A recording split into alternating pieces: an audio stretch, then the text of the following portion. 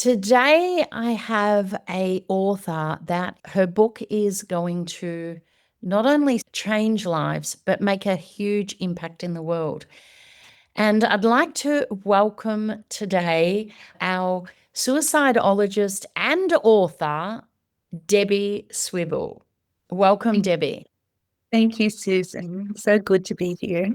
Now, we're going to be speaking about a really important book and an amazing book. And as you can see here, this book is on a topic that, well, you could say it's a hard topic, but a topic that is much needed out there because by being educated, by being taught by professionals, and we're going to talk about some of the stories that are in this book. It really is about us to, as the title says, suicide, hope beyond the darkness, and explaining suicide through stories of struggle, survival, and strength. And so we thank you so much for the courage and for you bringing this book together, Debbie. And can you tell us a bit about your work as a suicidologist and how this actual book emerged? Yes, thank you. As a suicidologist, my work involves working with people who have attempted suicide, have suicidal thoughts, or may have lost someone to suicide and they're bereaved by suicide. And also I worked with Lifeline and trained people to be on the phones with Lifeline. So all my work is around suicide support and suicide prevention. And in my work with people, I found that many people didn't know very much about suicide. As you said, it's a heavy topic. People tend to avoid it. So there was a lot of misinformation and a lot of negativity around suicide. And that created a lot of stigma around suicide. And that is something that I felt that having the knowledge and the experience that I thought that I needed to put a book out there so that people could get information. And this book it's probably not a cover to cover book. It's divided into 4 parts. So the first part is stories of people who've attempted suicide and survived. The next part is about that information around what is suicide and why and the wherefores of suicide. The next part is about people who have lost people to suicide and they're bereaved by suicide. And then the next part is around that grief around suicide. How do you manage it? What works? What doesn't work? So I think no matter where you are on the spectrum of suicide, whether you feel suicidal or supporting someone or you just don't know, there's something in that book for you. I love that. It is very true. You've covered so many elements of the whole spectrum. So this book, there's something in it for other professionals, for family, for friends, for people themselves to be educated and to be able to be supported. Throughout the book, you speak candidly about suicide and its ripple effect. Can you speak more about the ripple effect and the impact of suicide? The ripple effect. It's an interesting and fascinating phenomenon because one suicide has an enormous effect on a great amount of people. In fact, the research tells us that about 135 people are affected by one suicide. So for a topic that we don't talk a lot about, we can see there is a lot of impact. So I think the initial impact is around people who, family, the loved ones, friends, and then it goes to perhaps colleagues, students, peers, acquaintances, and then it will go out to healthcare providers, the psychologists, the counselors, the doctors, the dentists. And then, of course, there's the first responders, police, ambulance, and hospital. And then there's community, the greater community. So that ripple effect is quite large. And that's why it's so important we talk about suicide so that we realize that so many people are affected by one suicide. And the impact is complicated. And I talk a lot about it in the book because some people, if you are impacted by suicide, you may feel suicidal. You might see that as something for you as well. So talking about that and understanding that there is a big impact from one suicide. Yeah, absolutely. And it can be even, like you said, that ripple effect can go. They might not have known that person really well, but they could have been on their sporting team or they could have been in their community, like you said, and they're still affected, even though they might not have been directly as a family member affected. It is that ripple effect that we need to know about, and even to understand how we may be impacted, even though that we might be more distance from that person. I think that's really important for people to know, that it is that ripple effect that is quite huge. Now, we lose an extraordinary amount of people to suicide each year. It's just devastating. And Lifeline says that 9 people per day die by suicide in Australia. That's absolutely crazy numbers. And in the book, you mentioned that lifting the shame and the stigma and that silence around suicide is definitely part of the solution. And can you share more about this and some basic things that we can do as a society to change the statistics? Stigma is a very big part of suicide, and stigma is a negative social attitude. So people have a sense of negativity around suicide. There's a lot of judgment around it.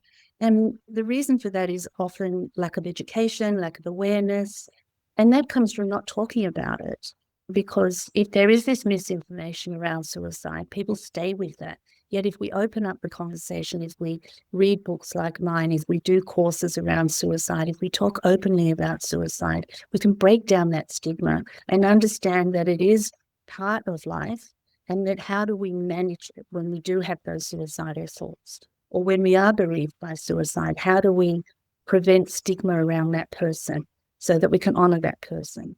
I think that there's a lot of shame around because of the stigma. So then the problem with shame is there's self-shame, self-stigma, and then people won't reach out. So they keep their thoughts to themselves. And if you can't talk about suicide, you might act on suicide. And that's not what we want. People to talk about it. And so that's the importance of breaking down the stigma. And that's what I'm hoping in the book, to break down the stigma. The cover is bold and big and suicide. And I know usually it's about not talking about suicide and warnings, but if we really can open up the conversation around suicide, we can prevent stigma, shame, and have open conversations that can be really helpful to everyone who's associated with someone who's suicidal.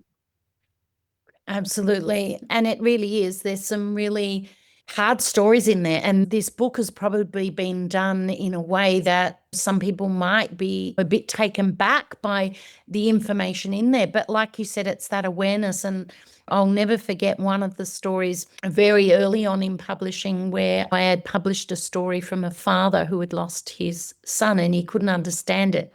But he said he had to accept it.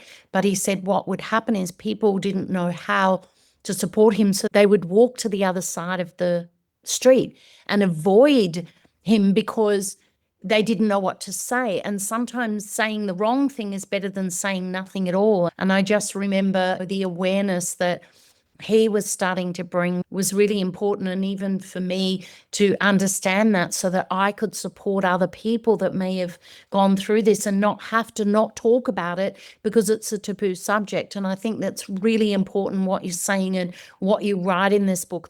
This book is for so many different people, and it's about that awareness, that education and that communication, than having it as this taboo, silent talk. We need to talk about it to make change.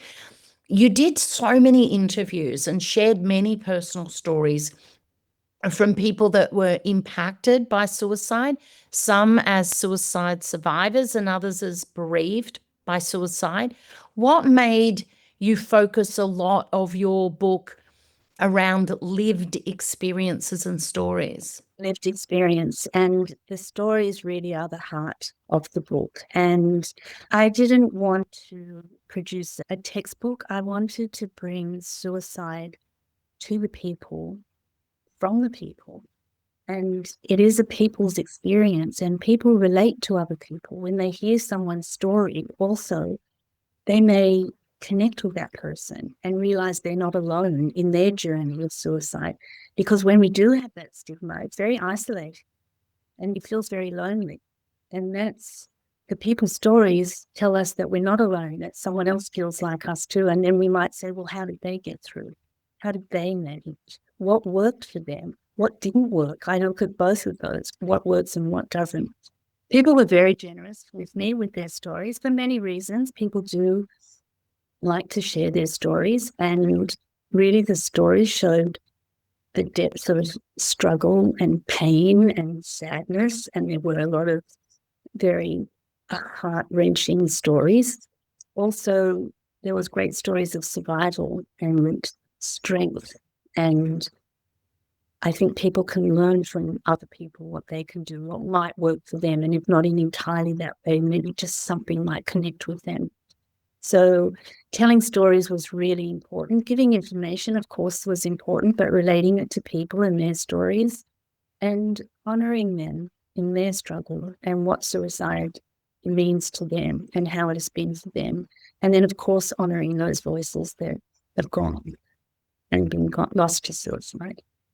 Yeah, absolutely. And I think sometimes, why I got into what I do is because of the power of story. And when we hear about somebody else that may be going through what we're going through, we can come to that own decision ourselves. And when we decide ourselves that we're going to make change, or that if they got through it, maybe I can too, type thing, there is some extraordinary stories in there and some heart-wrenching stories as well, but they're all there to where people like yourself are doing this to help.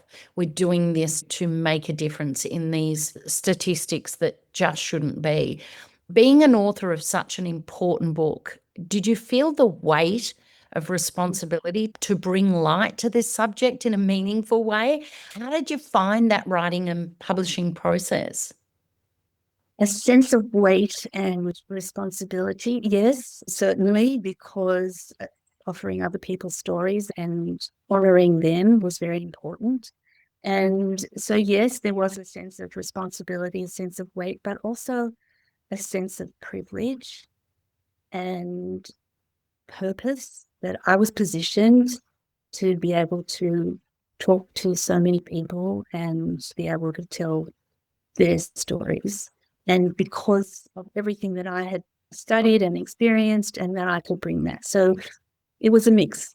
And then the writing process was amazing, because it was quite a long journey of interviewing and writing, and quite a lonely journey, and probably something I could write another book about. So that was a wonderful process. And then the publishing process was just an amazing opportunity for me to bring the book to life. And with Dean Publishing, it was really a wonderful choice that we made to come to Dean Publishing. And I was lucky to be sponsored by Mental Health Movement and Dan Hutt, who helped me with publishing of the book. And now I've come to have it to light. But I think one of the best parts of coming to Dean was meeting Nat and having her as my editor, because in my acknowledgements, I do acknowledge her as the angel in my story. And I am so grateful to her, to everything she did to give me that sense of purpose and allow me to go, it's okay to produce this book, and it is a good thing to put out there. The team is amazing and Nat is extraordinary. And I think that's what's really important. Like you said, this was a pretty tough book, and it's a book that, takes that rapport that you have with people and that courage to get out there and write a book that's very different than what books are out there, with some real stories in there that are going to bring light and educate. And that's going to take your own journey as well. So we honor and respect you and for being that courageous person behind this, and Mental Health Movement for really helping support you in bringing this book to life. It's an extraordinary book that really is going to change lives. Now, September the 10th is World Suicide Prevention Day. Is there anything that you want to share with the audience other than I want to share, grab the book for you to educate yourself, tell people about this book, because by speaking about such a tough topic is where change can be made. So we're going to put the link below for people to be able to purchase the book, to be able to recommend it to other people to purchase. But is there anything you want to share with the audience if they're struggling with suicidal thoughts or caring for someone that they know may be struggling? Is there anything else that you'd like to leave the listeners with today? World Suicide Prevention Day is a wonderful opportunity to talk openly about suicide. It comes across in social media and in conversations, so it can create awareness. And in that, I would say, I guess, if you're struggling today or any day, is to talk about your thoughts. You're not alone, and it can feel very isolating to feel suicidal or to be struggling with the grief of losing someone to suicide. But I think that if we can open up that conversation, if you can reach out, and I recognize that for some people it is really difficult to reach out, but do so. There are so many organizations and people who will support you. And if they don't know where to support you, then they'll send you to the right place. But openly talk to someone, just call someone. Yep, absolutely. And I know that there's a lot of information inside this book and some people that you can connect with. And the book is also available on Audible. That will be available on Audible for people that maybe would like to just listen to the book. There's the physical copy, there's the ebook. No matter how you want to process the information, there's different parts, but it's really about opening up, talking about this, bringing awareness so that we can change the statistics and get people the support that they need. And so we thank you so much for being the courage behind this book, for bringing this information out to the world, and together we can make a change in the world. So thank you so much, Debbie. Links will be below. Grab the book and share it around.